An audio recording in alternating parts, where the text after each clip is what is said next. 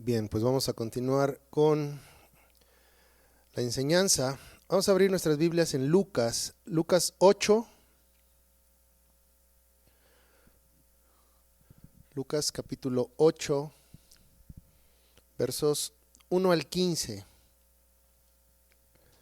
Lucas 8, 1 al 15. Y bien, voy a dar lectura al pasaje. Dice así: Aconteció después que Jesús iba por todas las ciudades y aldeas, predicando y anunciando el evangelio del reino de Dios, y los 12 con él, y algunas mujeres que habían sido sanadas de espíritus malos y de enfermedades. María, que se llamaba Magdalena, de la que habían salido 7 demonios; Juana, mujer de Chuza, intendente de Herodes, y Susana, y otras muchas le servían de sus bienes. Juntándose una gran multitud y los que de cada ciudad venían a él, les dijo por parábola: el sembrador salió a sembrar su semilla. Y mientras sembraba, una parte cayó junto al camino y fue hollada, y las aves del cielo la comieron. Otra parte cayó sobre la piedra, y nacida se secó porque no tenía humedad. Otra parte cayó entre espinos, y los espinos que nacieron juntamente con ella la ahogaron. Y otra parte cayó en buena tierra, y nació y llevó fruto a 100 por 1. Hablando estas cosas, decía a gran voz: el que tiene oídos para oír, oiga. Y sus discípulos le preguntaron diciendo: ¿qué significa esta parábola? Y él dijo: a vosotros os es dado conocer los misterios del reino de Dios, pero a los otros por parábolas, para que viendo no vean y oyendo no entiendan. Esta es pues la parábola. La semilla es la palabra de Dios, y los que junto al camino son los que oyen, y luego viene el diablo y quita de su corazón la palabra para que no crean y se salven. Los de sobre la piedra son los que, habiendo oído, reciben la palabra con gozo, pero estos no tienen raíces, crecen por algún tiempo, y en el tiempo de la prueba se apartan. La que cayó entre espinos, estos son los que oyen, pero yéndose son ahogados por los afanes y las riquezas y los placeres de la vida, y no llevan fruto. Mas la que cayó en buena tierra, estos son los que con corazón bueno y recto retienen la palabra oída y dan fruto con perseverancia. Bien, vamos a orar. Señor, te damos gracias por tu palabra y porque en ella encontramos vida, encontramos la guía para nuestra vida, es la autoridad última, Señor, de nuestras vidas. Ayúdanos a poder guardar este alimento, esta palabra que tú tienes, que pueda dar fruto en nuestro día a día, y bendice el tiempo aquí. En el nombre de tu Hijo Jesús oramos. Amén. Bien, pues recuerdas, la semana pasada meditábamos cómo el estatus, la posición realmente no tienen mucho que decir cuando se habla de ser justificados delante de Dios. ¿Recuerdas la historia de Simón, el fariseo? ¿Sí? Que él, bueno, de alguna manera era un hombre reconocido dentro del círculo religioso, pero tenía un corazón endurecido, tenía un corazón que realmente no estaba dispuesto a escuchar el mensaje de Jesús. Pero por otro lado, en la misma historia tienes a una mujer que ni siquiera se dice el nombre de ella, es una mujer desconocida, a diferencia de Simón el fariseo, que era reconocido. De ella no sabemos nada, lo único que dice el pasaje es que era una mujer pecadora, ¿sí? Que seguramente hablábamos que posiblemente era una prostituta, porque no el pecado tal vez que ella tenía era un pecado conocido por todos, incluso por el mismo Simón. Pero a diferencia de Simón, esta mujer pecadora tenía un corazón arrepentido. Y recuerdas, hay una frase que Jesús repite en casa de Simón que dice: aquel que se le perdona mucho, ¿qué hace? Ama mucho. A diferencia que aquel que se le perdona poco, dice ama poco. Ahora, en este pasaje que acabamos de leer, leemos que Jesús anda con sus 12 discípulos, pero acompañado de muchas mujeres. Normalmente sabemos la historia de Jesús y de todo lo que hizo, de las regiones que visitó acompañado de sus discípulos, pero poco sabemos de las mujeres que estuvieron también con él, ¿sí? Estas mujeres estaban junto con los discípulos, junto con Jesús, mientras éste predicaba el evangelio del reino. Y aquí es donde debemos hacer una pausa. Ahora, el mensaje del evangelio en nuestro tiempo es un mensaje que desgraciadamente se ha reducido a unas simples proposiciones espirituales, simplemente a un mensaje de salvación personal, centrado en el hombre. Ese es el evangelio hoy. Sin embargo, el mensaje que nos dice Lucas, el mensaje que predicaba Jesús, es el mensaje del evangelio ¿del qué? Del reino. ¿Sí? Hay una gran diferencia. Estamos hablando, el reino de Dios debemos entenderlo no como un aspecto espiritual, tal vez del corazón, ¿sí? Sino el reino de Dios es algo tangible en la historia, es algo que nosotros podemos en el tiempo y en la historia ir visualizando. Es un orden social, es una cultura, ¿sí? El reino es una cultura. Entonces estamos hablando de que el mensaje del evangelio del reino es un mensaje que tiene que ver con ¿qué? Con la cultura de Dios, ¿sí? No es algo místico, no es algo subjetivo, ¿sí? Sino es algo tangible en la historia, es la cultura de Dios. Estamos hablando de las buenas nuevas del orden social de Dios. Este mensaje no solamente abarca, ¿sí?, las buenas nuevas de la salvación de los hombres, que tiene que ver y es importante, pero también abarca toda la vida, la totalidad de la vida, como una cultura. Y como toda cultura también avanza en el tiempo y en la historia. Este es el mensaje que Jesús estaba anunciando. No por nada Juan el Bautista, ¿recuerdas cuál era el mensaje de Juan? Arrepiéntanse porque el reino ha llegado. No era algo místico, sino era un orden, una cultura que se establecería en la historia.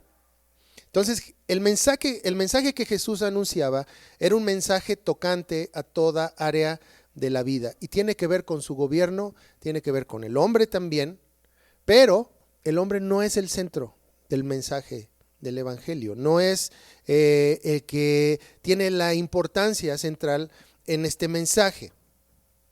Ahora, es por este mensaje que aquellos que lo habían abrazado, como los discípulos, como estas mujeres, ¿sí?, le seguían, apoyaban a Jesús, incluso con sus bienes.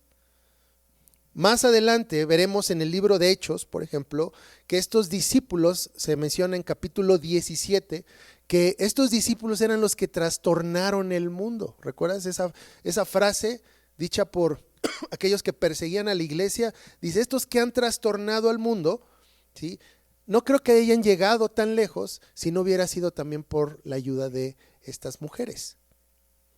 Quienes dice aquí Lucas, ellas sirvieron con sus bienes. Y muchas veces se olvida que nuestro servicio puede ser también con nuestros bienes, financiando el reino. ¿Sí? De hecho, me atrevería a decir que el servicio por medio de los bienes es un servicio vital para el avance del reino de Dios. Si el reino de Dios es un orden social, si el reino de Dios es una cultura, necesita ¿qué? Financiamiento. Cualquier orden social necesita financiamiento. ¿Sí? Si tú quitas el financiamiento de cualquier orden social, va a caer. Ahora, el pensamiento gnóstico griego de que lo espiritual está en choque con lo material ha permeado a la iglesia y el pensamiento de la iglesia. Y muchas veces pensamos respecto al financiamiento que no es necesario.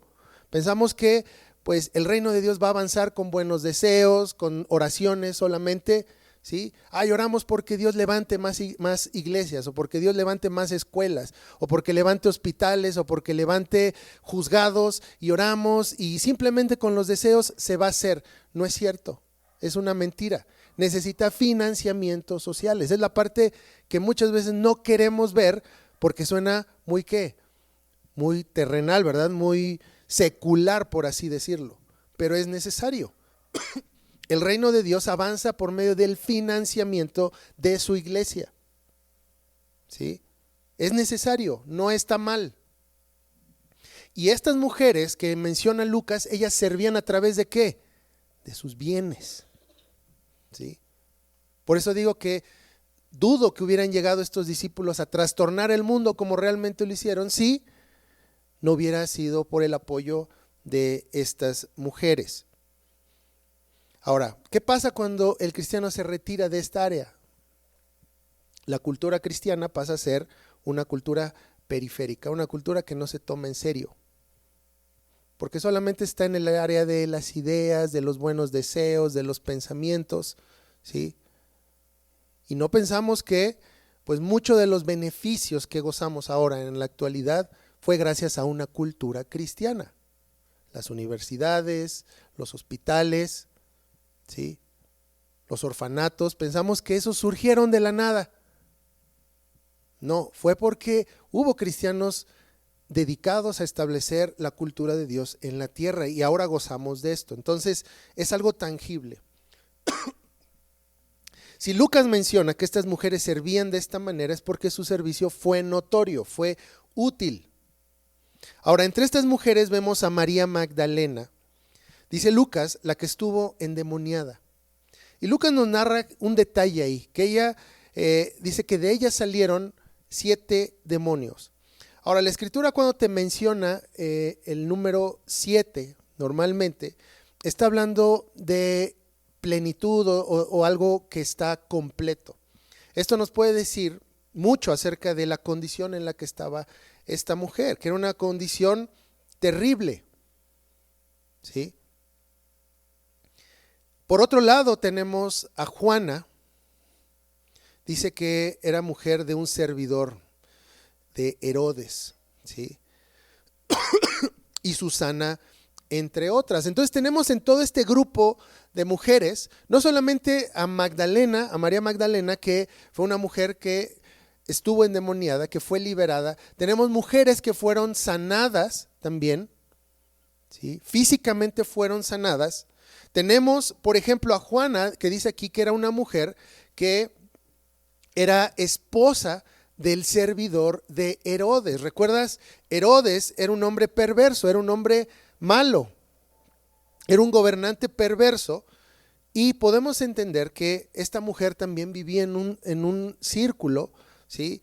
Que no era, digamos, agradable. Sin embargo, dejó esto para servir a Jesús. Podríamos entender que estas mujeres en otro momento sirvieron a otros señores y vivían en términos de otras leyes. Ahora, lo que Jesús mencionó en el pasaje anterior, ¿sí? Y es por eso que Lucas menciona este grupo breve, ¿sí? de mujeres, es que al que mucho se le perdona, mucho ama. Podemos entender que estas mujeres mucho se les perdonó y mucho amaron. Y este es un claro ejemplo aquí. Mujeres que en otro tiempo, como mencioné, fueron presa de otros señores, ahora liberadas, aman a su Señor y están a su servicio. Y el servicio de estas mujeres no solamente quedó registrado en este pasaje. Mateo en su evangelio, Marcos en su evangelio, registran también a estas mujeres. Es más, el mismo Lucas más adelante mencionará a estas mujeres de nuevo. Entonces, seguramente fue un trabajo y un servicio útil para el reino. Ahora, después de hablar de estas mujeres, de lo que o quiénes eran los que seguían a Jesús, ¿sí? Lucas a partir de verso 4 nos narra una parábola que Jesús enseña, ¿sí? Esta parábola la narra en versos 4 y 8 y dice: juntándose una gran multitud y los que de cada ciudad venían a él, les dijo por parábola: el sembrador salió a sembrar su semilla, y mientras sembraba, una parte cayó junto al camino y fue hollada, y las aves del cielo la comieron. Otra parte cayó sobre la piedra, y nacida se secó, porque no tenía humedad. Otra parte cayó entre espinos, y los espinos que nacieron juntamente con ella la ahogaron.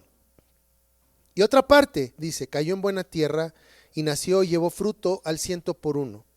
Hablando estas cosas decía a gran voz: el que tiene oídos para oír, Oiga, entonces Jesús narra esta parábola, cuenta esta parábola, y sus discípulos le preguntan, ¿qué significa? ¿Qué es esto que estás diciendo? Ajá. Ahora, la parábola, ¿qué es? Es un recurso, es una herramienta didáctica. Normalmente una parábola es utilizada ¿para qué? Para enseñar algo, ¿sí? Para enseñar un principio profundo a través de un ejemplo o de una historia sencilla que cualquiera pudiera entender, incluso un niño, ¿sí? De hecho, si tú vas y lees las parábolas que Jesús enseñó, son parábolas muy sencillas. Son ejemplos muy claros, son ejemplos que cualquiera podría relacionarse con ellos, pero hay un principio profundo detrás de ellas, ¿sí? Sin embargo, Jesús deja ver que a ellos, hablando de sus discípulos, no es necesario que se les enseñe por medio de parábolas.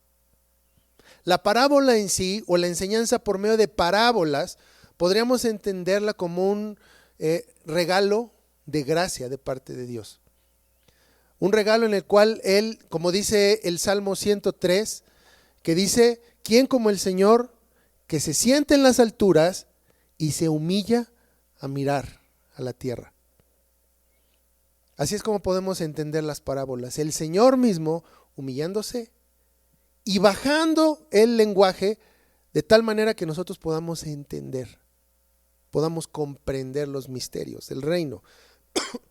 Ahora, Jesús está diciendo, ustedes, mis discípulos, no es necesario que yo les enseñe por medio de parábolas, que yo haga toda esta imagen, ¿sí? Para que ustedes puedan entender, no es necesario. Porque según verso 10, en nuestra lectura dice, a ellos se les ha dado conocer los misterios de Dios. No necesitan parábolas, no necesitan ejemplos, no necesitan que aterrice el principio a tal grado que ustedes puedan ya entender. No necesito desmenuzarles estos principios de tal manera que ustedes no tengan necesidad de pensarle, simplemente ahí están. No, a ustedes ya se les ha dado el entender los misterios del reino de Dios. Ahora, ¿qué es un misterio? Un misterio normalmente lo entendemos como algo que está velado, ¿sí? Imagínate que hay algo y hay una cortina que no te permite ver qué hay detrás, ¿sí? Imagínate algo así, los misterios de Dios están con una cortina, no necesariamente están así, ¿sí? No es de que estén ocultos, digamos, de alguna manera intencional por parte de Dios, sino que lo que los vela es el corazón entenebrecido de los hombres. Es eso.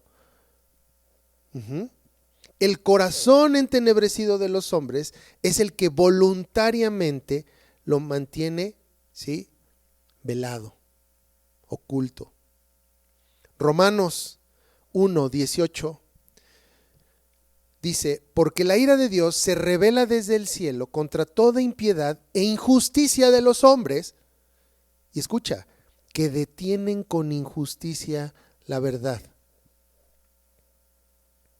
Porque lo que de Dios se conoce les es manifiesto, pues Dios se lo manifestó, ¿ya viste? Ellos en injusticia lo que hacen, ¿qué es? Suprimen la verdad. Porque todo lo que es conocido de Dios, ¿qué? Él ya lo ha manifestado. Él ya se los manifestó, porque dice, porque las cosas invisibles de Él, su eterno poder y deidad, cosas invisibles. ¿Podemos ver el poder de Dios tangiblemente? No. Su deidad es algo que podemos ver, que podemos percibir con nuestros sentidos. No. Es por eso que dice, porque las cosas invisibles de Él se hacen claramente visibles. Fíjate, parece hasta una contradicción en palabras, ¿verdad?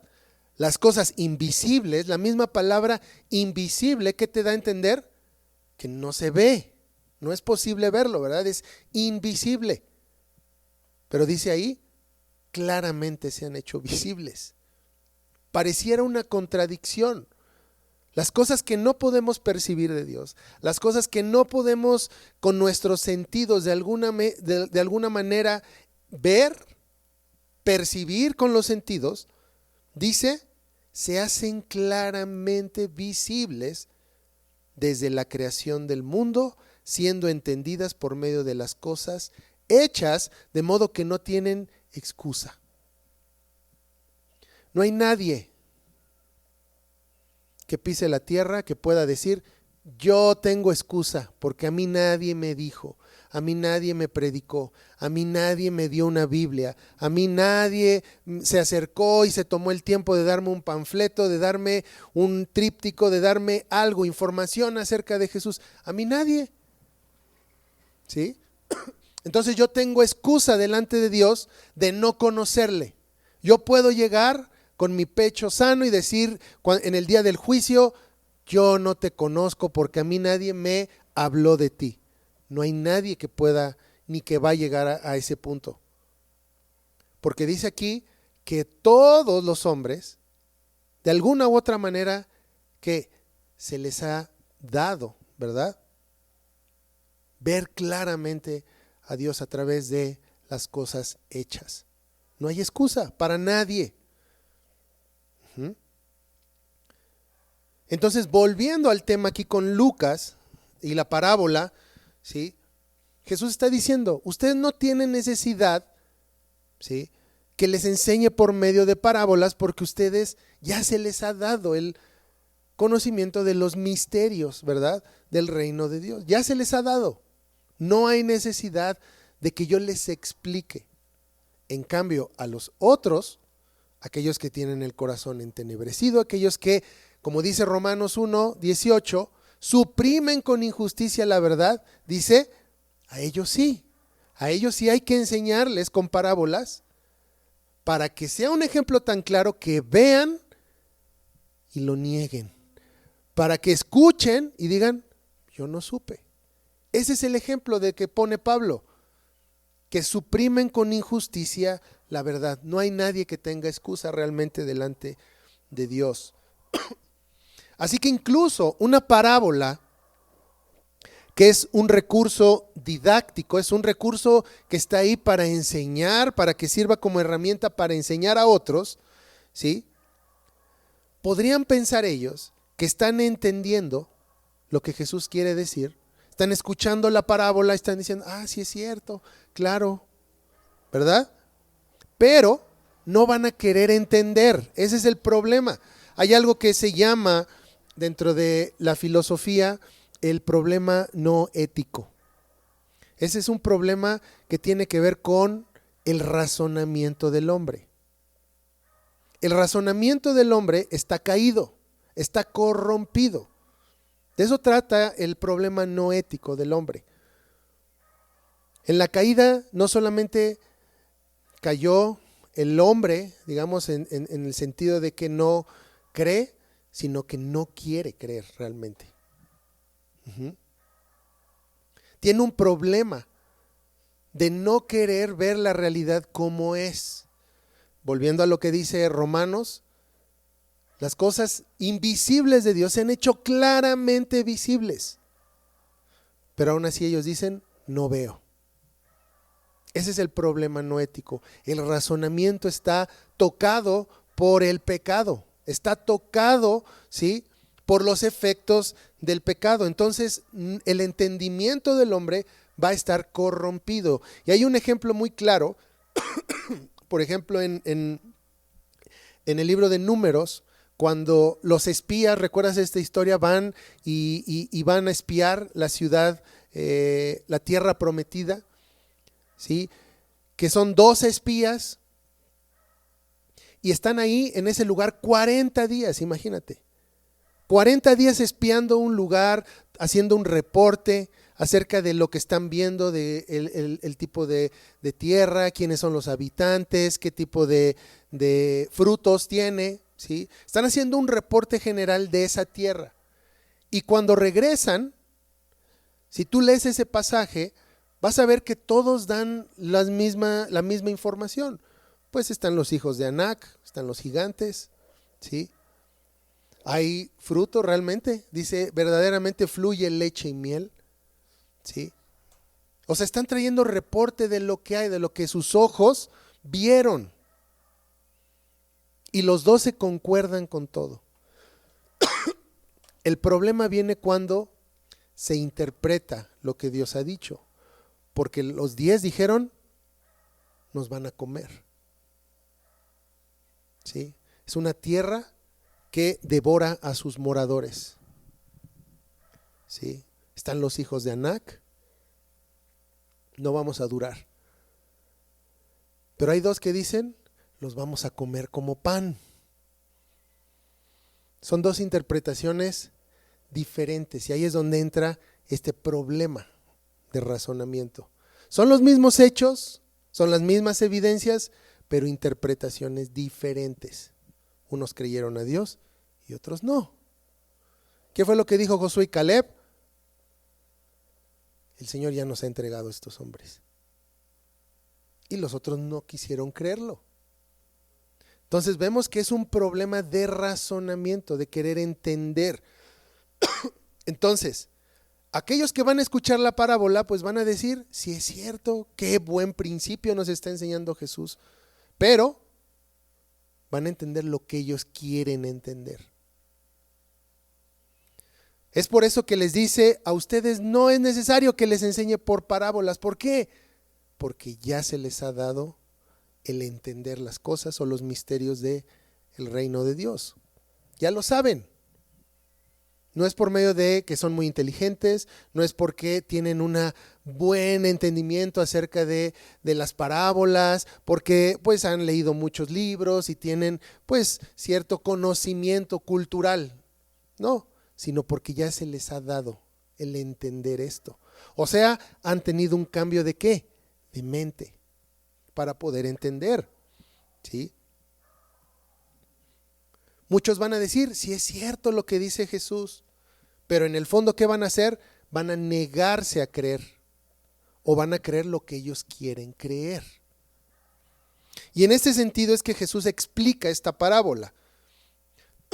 Fíjate, versos 11 y 15 al 15 dice, cuando ellos les preguntan, ¿y qué significa esta parábola? Dice Jesús, la semilla es la palabra de Dios. Y los de junto al camino son los que oyen, y luego viene el diablo y quita su corazón la palabra para que no crean y se salven. Los de sobre la piedra son los que habiendo oído, reciben la palabra con gozo, pero estos no tienen raíces. Creen por algún tiempo y en el tiempo de la prueba se apartan. La que cayó entre espinos, estos son los que oyen, pero yéndose son ahogados por los afanes y las riquezas y los placeres de la vida y no llevan fruto. Mas la que cayó en buena tierra, estos son los que con corazón bueno y recto retienen la palabra oída y dan fruto con perseverancia. Ahora, en esta parábola, pues podremos decir, ya está explicada, ¿no? ¿Para qué le explicamos? Ya Jesús ya nos hizo el trabajo de decir qué significa la semilla, qué significa cada terreno, pero aún así habría algunos que no iban a entender o no iban a querer entender. En el primer caso, él expone 4 terrenos en donde cae la semilla o, como él dice, la palabra. En el primer caso, la palabra cae en un terreno que dice que es junto al camino. Y entendemos que es un tipo de tierra que no ha sido labrada, es un tipo de tierra, ¿sí?, que no ha tenido el mismo cuidado como una tierra que preparas para recibir una semilla. ¿Cómo es la tierra que está junto al camino? Es un suelo que duro, ¿verdad? No penetra una semilla.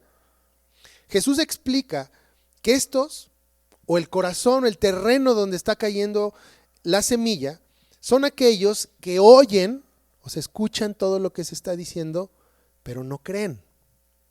Lo que les explicaba ahorita Romanos 1:18. Con injusticia suprimen la verdad. Oyen, no creen. Están tan acostumbrados a entender el mundo según sus propias ideas que la palabra de Dios es irrelevante.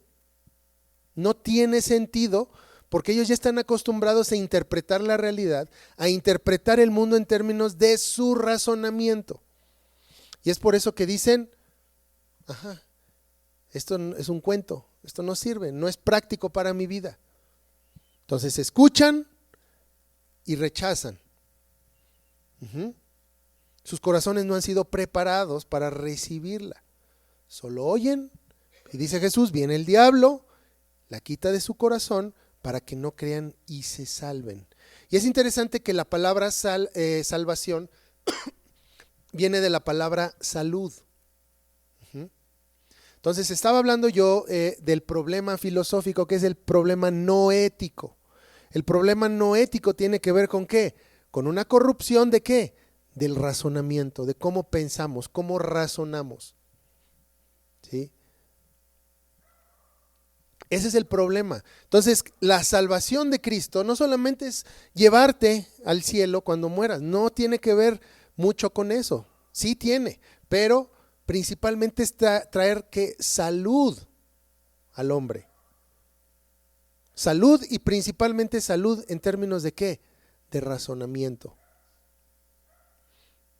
Nos dice Pablo en Corintios que ahora tenemos la mente de Cristo. Ya no es tu mente, es la mente de Cristo. Ahora filtras todas las cosas, ahora entiendes la realidad en términos de ¿qué? De lo que dice la palabra de Dios. Entonces, el punto es de que la semilla o la palabra es sembrada en este terreno duro, en este terreno que no ha sido preparado, que ya vimos son personas que escuchan y no quieren entender. Dice entonces viene el diablo, quita la palabra de su corazón para que no crean y no tengan salud, o sea, no sean renovados. Romanos 12, verso 2 dice que nos transformemos por medio de ¿qué? De la renovación de ¿qué? De nuestro entendimiento. Y fíjate qué interesante es ese pasaje. Dice, transformaos por medio de la renovación de vuestro entendimiento para que comprobéis cuál sea la buena voluntad de Dios, agradable y perfecta. Si tu mente no ha sido renovada, si tu entendimiento no ha sido sanado, no ha sido regenerado, vas a seguir entendiendo todas las cosas en términos de tus sentimientos, en términos de tus experiencias, y va a ser un relajo. ¿Sí? Es por eso que dice, el diablo se lleva la palabra para que no crean y tengan salud. Ahora, el maligno, a través de algún tema frívolo, ¿cómo se llevará la palabra según la parábola? A través de algún tema frívolo, sin sentido, quita el interés y arrebata la palabra. Pero esto es gracias a que en el corazón hay dureza, hay indiferencia, de tal manera que cualquier tema, el que sea, puede ocupar el lugar fácilmente de la palabra de Dios. Para este hombre no hay necesidad de ella porque, según el engaño de su corazón, piensa que puede vivir fuera de los términos de ella. ¿Sí? En el segundo caso, o el segundo terreno que expone aquí en la parábola, están aquellos que oyeron, también como los primeros, o sea, sí escucharon, oyeron, pero hay una diferencia. Los primeros que hicieron, rechazo. No quiero saber de esto. En el segundo caso, ellos escuchan y dice, y reciben la palabra con gozo. ¿Sí? Ahora, ¿cuál es la diferencia? Que estos la reciben y se gozan, se alegran. Sin embargo, hay que entender que el gozo o el sentimiento, la emoción, no es determinante para entender o para creer. Externamente, el gozo emana de estas personas. Podemos ver el gozo que tienen al recibir la palabra. Muchas veces lloran, muchas veces se quebrantan y podrías decir, mira, ha entendido, ¿verdad? Con el simple hecho de verlos, cómo están recibiéndola, cómo se emocionan, cómo lloran, puedes decir, han entendido, han creído. Sin embargo, es pura emoción. Dice Jesús en la parábola, no hay raíces. Pueden creer por un tiempo, pueden estar gozosos, pueden estar animados por un tiempo y permanecer, pero al no tener raíces se van a terminar apartando. ¿Qué pasa con una planta que no tiene raíces profundas? puedes quitarla fácilmente. Pero aquellas que tienen raíces fuertes cuestan mucho trabajo. Así estos hombres pueden dar cierta apariencia de que han creído, pero después de un tiempo, después de que se ha ido el gozo, después de que ya se fue la emoción, se apartan, porque su fe estaba cimentada ¿en qué? En la emoción y no en Cristo. Marcos narra esta misma parábola y menciona no una piedra, sino menciona pedregales. ¿Los pedregales tienen la capacidad de retener una semilla? Sí, tienen una capa muy ligera de tierra, ¿sí? Pero carece de humedad y de profundidad para que eche raíces. ¿Qué pasa cuando llega el sol, cuando quema el sol, ¿sí? O las lluvias? Hablemos de tribulaciones, hablemos de problemas. ¿Qué va a pasar? El gozo se difumina y la gente se aparta. Fíjate, es interesante. Santiago capítulo 1, versos 3 y 4 dice: sabiendo que la prueba de vuestra fe produce paciencia, mas tenga la paciencia su obra completa, para que seáis perfectos y cabales sin que os falte cosa alguna. Ahora, la Biblia no promete que no va a haber problemas. No puedes encontrar un pasaje en la Biblia donde te diga no vas a tener problemas, vas a estar libre de problemas. No existe tal pasaje.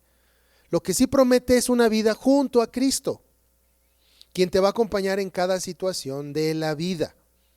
Ahora, un corazón en forma de pedregal es un corazón que no está preparado para echar raíces y raíces fuertes. Ahora, un cristiano, ¿cómo echa raíces? ¿Cómo puedes reconocer en la vida un cristiano, ¿sí?, que tiene raíces fuertes, que está en una buena tierra? A través de pruebas. Un cristiano que ha pasado por diferentes pruebas, como dice ahí Santiago, la fe produce paciencia, ¿sí? La prueba produce la fe. Un cristiano que ha pasado por pruebas, que ha pasado por dificultades, ha producido ¿qué? Paciencia. ¿Esto qué quiere decir?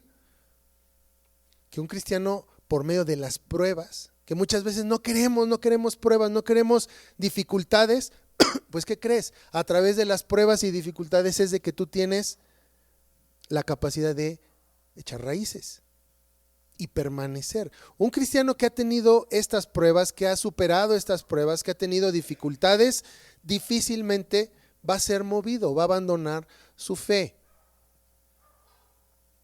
Hay un libro, no sé si lo conozcan, se llama Libro de los Mártires de Fox. ¿Sí? Es un libro que narra historias de los mártires de la iglesia temprana, ¿sí? A través de la historia, ¿sí?, cómo sufrieron estos cristianos por su fe. Y tú vas leyendo historia tras historia y te das cuenta de que aguantaban mucho, ¿sí?, que aguantaron incluso hasta la muerte. Pero son cristianos que han sido ¿qué? Perfeccionados, que han sido ¿qué? Fortalecidos a través de las pruebas. Ahora, en el tercer caso que narra aquí la parábola, la semilla que cae en medio de los espinos. Aquí vemos un tipo de tierra que no está limpia, que no está preparada, sino que los espinos, tarde o temprano, terminarán afectando el crecimiento. En el caso anterior, ¿cuál fue el problema? Fue la falta de profundidad, de poder echar raíces, ¿sí? En este caso no es el mismo. Podemos entender que hay espacio para echar raíces, pero ¿qué? La superficie no está limpia. Falta limpieza en la tierra. Esta falta de limpieza, ¿qué va a hacer? Que eventualmente, ¿sí?, la planta se ahogue y muera. Estos son los que oyen, pero se alejan. Tienen otras prioridades, los afanes de la vida, las riquezas, menciona Jesús, o cosas banales. Ahora, si el corazón no ha sido limpiado, no ha sido preparado, dejando o quitando estos espinos, ¿sí? Tarde o temprano van a terminar ahogando la palabra. Dice el libro de Proverbios que sobre toda cosa guardada guardemos ¿qué? El corazón. ¿Qué significa guardar el corazón? No solamente significa cuidar qué es lo que entra, sino también limpiarlo constantemente. Limpiarlo de estas vanidades. Jesús menciona las riquezas. Ahora, las riquezas no quiere decir que sean malas. ¿Sí? Abraham era un hombre rico. Job era un hombre rico. No está hablando, no está yendo en contra de las riquezas. Es más, como vimos, las mujeres que servían, que estaban junto a los discípulos, eran mujeres que servían ¿con qué? Con sus bienes. Entonces no estamos hablando de que las riquezas sean malas, sino se vuelven malas cuando se vuelven ídolos en el corazón. Ahí es cuando ya hay un problema, cuando la riqueza es un ídolo y no lo derribas. Tarde o temprano terminará alejándote. Jesús mismo dice, uno no puede servir a dos dioses. O terminará sirviendo a uno y quedando mal con otro. Y específicamente en ese pasaje habla del dios Mamón, que es las riquezas. Digo, no, las riquezas no son malas. Lo malo es cuando se vuelven un ídolo, ¿sí? Y obviamente no van a dejar crecer. Va a haber un punto donde va a haber un choque ya, donde ya no va a haber más espacio para crecimiento. Y puede ser la riqueza, puede ser el trabajo, puede ser las amistades, puede ser la pareja, puede ser cualquier cosa que se pueda levantar como un ídolo. Todas las semanas celebramos la Santa Cena. Y recuerdas, la Santa Cena es un tribunal también, en el cual tú vienes ante el trono del Señor y te juzgas, te evalúas en términos de la ley de Dios para ver si estás de acuerdo, si estás siendo consistente con tu fe o no. Cada semana viene este tiempo de ¿qué? De podar, de limpieza del corazón. Y al final menciona un último terreno. Están aquellos, dice, que su corazón es buena tierra. Aquellos que con corazón recto y bueno, dice, retienen la palabra y dan fruto y perseveran. Ahora, la diferencia aquí con los casos anteriores es que el corazón es recto y bueno. ¿Qué es un corazón recto y bueno? ¿Qué significa? La rectitud tiene que ver con estar alineado a la voluntad de Dios. ¿Recuerdas? Mencioné el tema de la Santa Cena. La Santa Cena es un tribunal donde tú vienes y te juzgas, te evalúas y dices, estoy de acuerdo, estoy alineado a lo que tú dices, Señor, que es bueno para mí, lo que tú llamas injusticia es injusticia para mí. Eso es tener un corazón recto, alineado. ¿Sí? Un corazón alineado implica que los ídolos han sido derribados y que el corazón anhela y desea las mismas cosas que su Señor. Cuando nos juzgamos, delante de Dios venimos y justamente en términos de jardinería venimos a podar el corazón, venimos a limpiar. ¿Qué pasa cuando hay un terreno lleno de basura? No deja que haya fruto, no deja que crezca, no deja que sea sana la planta. Entonces se necesita limpiar para que haya fruto. Esto es básico. No hay fruto si no hay limpieza primero. El juzgarte delante de Dios es básico también para dar fruto y seguir reteniendo la palabra. Entonces esta parábola, como mencionó, era para aquellos que no estaban entendiendo. Sin embargo, puede ser que incluso ellos mismos digan, no quiero entender. Pero para nosotros esta parábola debe ser una guía práctica para poder evaluar qué tipo de tierra es el corazón. Tienes un pedregal, tienes una tierra dura que no permite que sea sembrado, no está limpio el terreno, tarde o temprano va a terminar ahogando el fruto, Podemos evaluarnos en base a esto. Y tener siempre como meta el buscar tener el corazón, y corazón me refiero a la mente, como esa buena tierra, limpia, preparada, ¿sí? ¿Y cuál es el propósito de un terreno limpio, preparado? Recibir y poder dar buen fruto. Así como mencionó, dice, una buena tierra en donde nace, ¿sí?, esta semilla, lleva fruto, dice al 100 por 1. Y termina diciendo, el que tiene oídos para oír, oiga. Y justamente esa es una declaración judicial en términos de que hay una sentencia. Si no escuchas, ¿sí?, si no entiendes, no quieres entender, no es porque no esté explicado, no es por, como mencionamos en Romanos, no es porque no sea claramente visible, sino porque es que el corazón no quiere entender, ¿sí? Vamos a orar.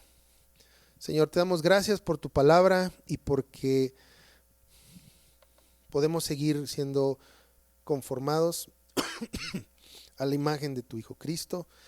Gracias, Padre, porque pues nos has enseñado a poder pues limpiar el corazón, preparar el corazón, la mente para ser buena tierra, para poder, para que la palabra pueda ser sembrada y pueda dar fruto.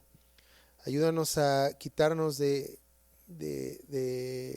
enfrente y de nuestras vidas, Señor, la idea de que podemos vivir en términos de dos leyes diferentes, que podemos vivir pues agradándote a ti y querer agradar también a los ídolos del corazón, Señor. Ayúdanos a limpiarnos, ayúdanos a permanecer pues limpios en el sentido de que estemos preparándonos cada día para poder recibir tu palabra, para poder ser edificados y dar fruto para el avance de tu reino.